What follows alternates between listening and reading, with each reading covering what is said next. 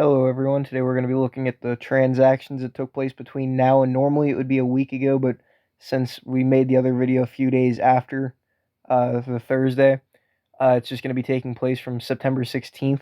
So, any moves that happened starting September 16th to now, I'm going to be looking over whether it's trades, ads, drops, whatever it may be. Anyway, let's get right into it. I hope you guys enjoy. We're going to start things off with big yawners. Big yawners had the wide receiver edition of Tank Dell while they lost Alan Lazard. I think this is an overall upgrade because Alan Lazard is going to be using Zach Wilson as a quarterback in a run heavy offense that just quite frankly isn't looking good so far. So overall, I'm really not a fan of Alan Lazard in the slightest. I don't really think he carries much upside to him. Plus, they're planning on getting McCool Hardman slightly more involved, which isn't going to be too crazy, but it's certainly not going to help Alan Lazard.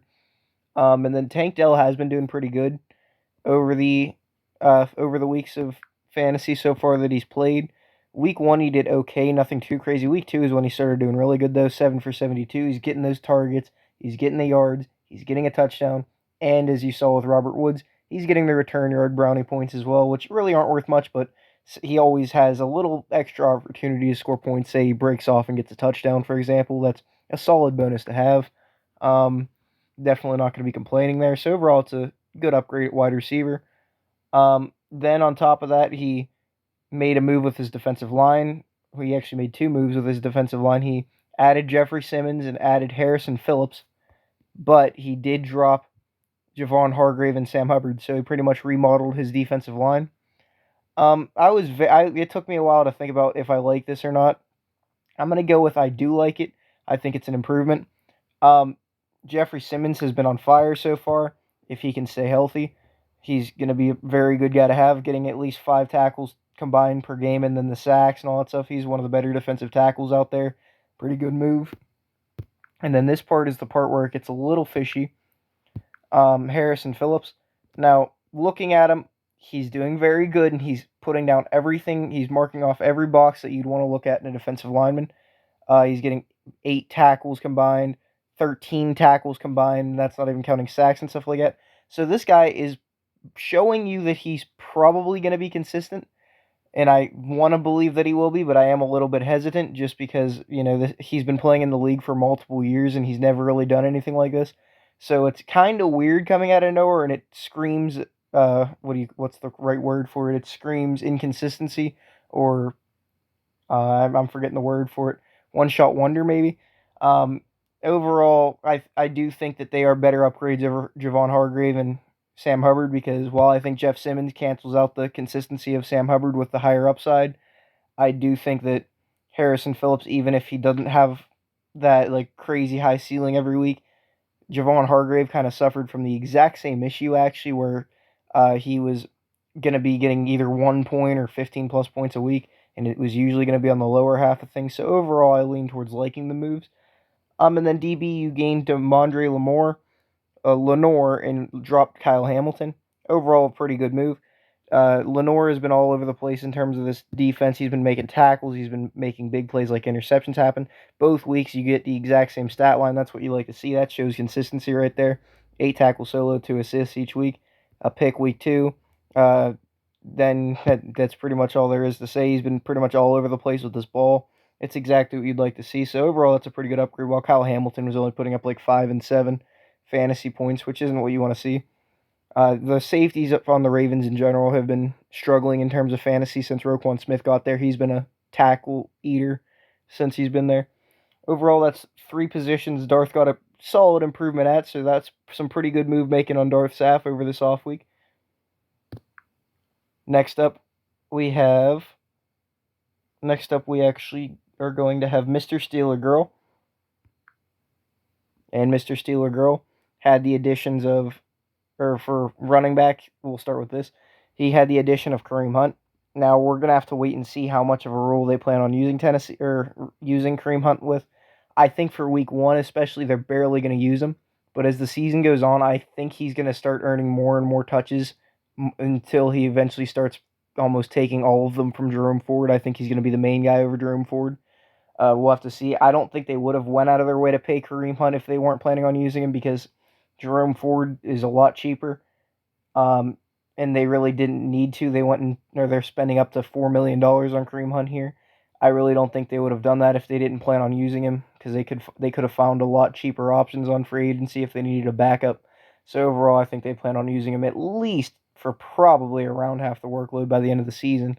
Probably going to start sooner than later. Um, but overall, just getting Kareem Hunt, not losing any running backs, that's a good upgrade to have, a pretty damn good one going into a few weeks into the season. And then at wide receiver, you gain Tutu Atwell, who I'm going to warn you, I do not think is going to be as consistent as he was before. He has Puka Nakua, who's going to be going in there and doing his thing and, being the main receiver until Cup comes back. And then once Cup comes back, it's going to be hard to trust Tutu Atwell to do anything. He may have been doing pretty good for the first few weeks, and that might remain a thing uh, until Cup comes back. But if Cup comes back and stays healthy, while Puka might have a chance of being a solid wide receiver too for Stafford, it's going to be very hard to see Tutu able to hold those targets. And PMC actually was talking about this earlier, where he thinks once Cup comes back, it's also going to hurt Puka. It might, but as you'll see with Tutu Atwell, who's still getting 7 targets per game as the wide receiver too, I still think Puka will be a startable player when that happens, but I think Tutu's actually going to be the one getting the shaft in terms of that, where he's going to be almost getting nothing anymore. But we'll see if I'm wrong as the season goes on. And then in terms of what you lost to get Tutu Atwell, you lost Juju Smith-Schuster and the other Rams receiver, Van Jefferson. Van Jefferson isn't really a tier shedder. He isn't doing jack shit. When he had his opportunities to, he kept dropping the ball.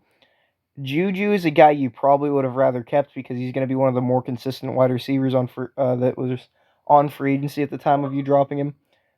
He was doing okay, nothing special, but remember, if he gets those touchdowns, he would be doing pretty good, but he just hasn't really been doing that. There's going to be weeks where the Patriots use their receivers more than using their tight ends like they've been using, and when that starts to happen, Juju will have those up games, but he's nothing special. I just think he's one of the more consistent guys that'll put up around 7 to 10 points, maybe a bit higher with touchdowns, and then higher if there's wide receiver weeks for the Patriots. But overall, I think the receiving core took a bit of a downgrade, because I don't think you're going to be able to rely on Tutu Atwell for anything past whenever Cooper Kupp comes back. However, you do have Cooper Kupp to counteract that, so the move does make sense for you, but it's still a downgrade overall at wide receiver. And then your defense, you gained Miami and you lost Denver. Now, I think this is actually going to end up being a downgrade. Now, Miami scored more points than Denver so far throughout the season, and you can say they're getting Jalen Ramsey back maybe later in the season. I don't know fully what's going on with that. I've heard a lot of different reports, but let's just say Jalen Ramsey, even if he does come back, look at the schedule going on through the season. You have an easy range from week 12 to 15, and then you have the Giants and Carolina, arguably. Other than that, their schedule is looking pretty hard. Other than that stretch of 4 games, their schedule is not looking good at all. I don't think they're going to be able to outproduce Denver, so I think Denver actually has the easier schedule, and they're going to be able to outproduce Miami for most of the weeks throughout the rest of the season, but it was a close move. At least for this specific week, though, yeah, I'd rather have Miami's defense over Denver, because they're playing each other, and Miami has a really good offense while Denver doesn't. But overall, it's still going to be a bit of a downgrade in the long run, I think. Next up, looking at Toxic Zenpai. Now, Toxic made quite a bit of moves. In terms of his quarterbacks, he lost Lamar Jackson, which is an elite quarterback, gained CJ Stroud to make up for it. That's a severe downgrade at quarterback alone. We'll talk about the upgrades he made to do that to make that happen. But yeah, he lost Lamar Jackson in a trade to Karen's husband. Overall, gaining CJ Stroud, was probably your best option on free agency besides maybe Mac Jones. And even that's debatable. At least CJ Stroud has the upside. Plus, he seems to be passing a lot more, so it might work out good.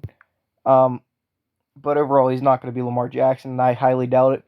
But overall, this is a severe downgrade at quarterbacks, because, yeah, you're going to need a Hail Mary for CJ Stroud to even be anywhere near Lamar Jackson this year.